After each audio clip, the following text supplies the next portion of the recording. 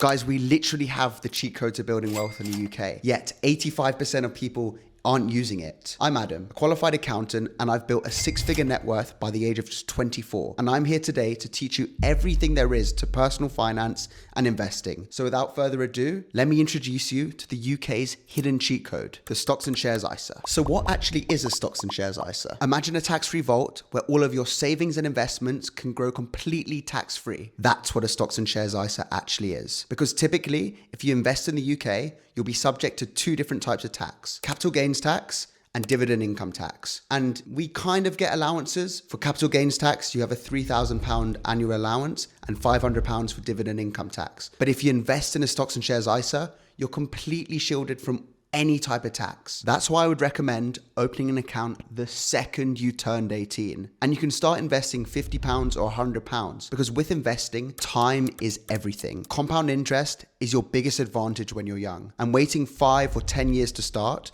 could literally cost you tens of thousands of pounds in the long term. But there are things you should do before investing: building an emergency fund, paying off high interest debt, and most importantly, learning the basics of investing. And if you want to learn how to invest, I'm the guy for the job. But once you've done those 3 things, there's no reason not to start. But you might ask, where do I even begin investing? You don't need anything complicated. Most beginners start with low-cost, broad market index funds like the S&P 500. Typically, after inflation, this has returned about 8% per annum. But in more recent years, it's returned about 10 to 15%. These are really good returns considering that investing in index funds is relatively low risk. Over decades, investing consistently gives your money a way bigger chance of growing than leaving it in cash.